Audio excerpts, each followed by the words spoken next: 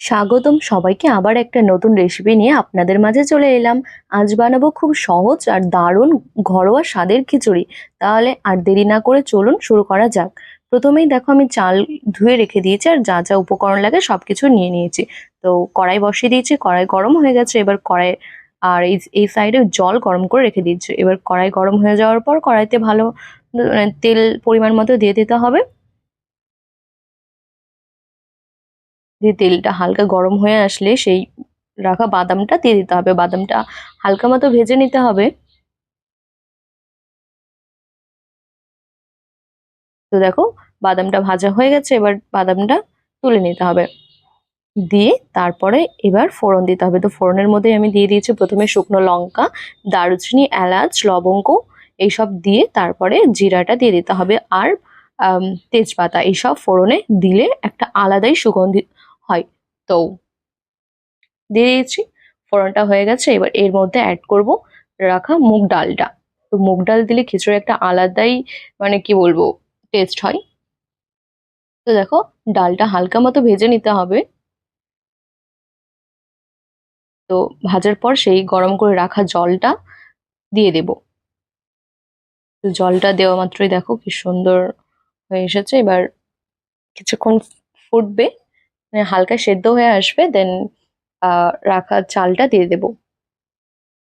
চালটা কিন্তু আগে থেকে ধুয়ে নিতে হবে। দিয়ে এরপর এক মানে লবণ দিলাম। লবণ, যেহেতু রান্নাটা মা করছে কিন্তু আজ, তাই মা করছে তাই আমি বললাম যে তবে একটা ভিডিও করাই যাক। আর অনেকদিন হয়ে গেল দেওয়া হয়নি।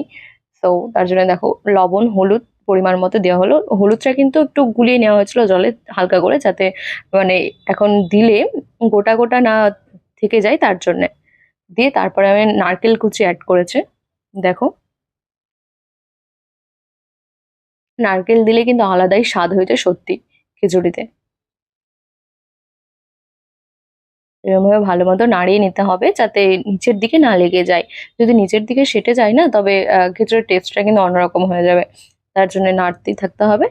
দিয়ে এখানে ওই সেই আদা আর লঙ্কা বাটা দেওয়া হলো। দিয়ে ভেজে রাখা বাদামটাও দিয়ে দেওয়া হলো। লঙ্কার গুঁড়ো আর ঘিও অ্যাড হবে। আর কি বলে এটা, গরম মশলা দিয়ে শেষে চিনি দিয়ে দিতে হবে। দিয়ে দেখো ঘিটাও দিয়ে দিয়েছে। তো দিয়ে ভালো মতো মিক্স করতে হবে। আর দেখো প্রায় হয়ে এসেছে, দেখ বুঝতেই পারছো।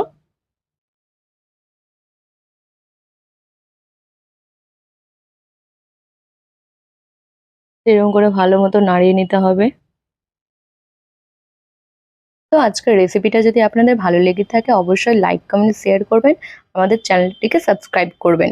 এমন আরো সহজ সুস্বাদু রেসিপি পেতে চ্যানেলটি অবশ্যই সাবস্ক্রাইব করবেন। তারা আজকের জন্য ধন্যবাদ সবাইকে, ভালো থাকবেন।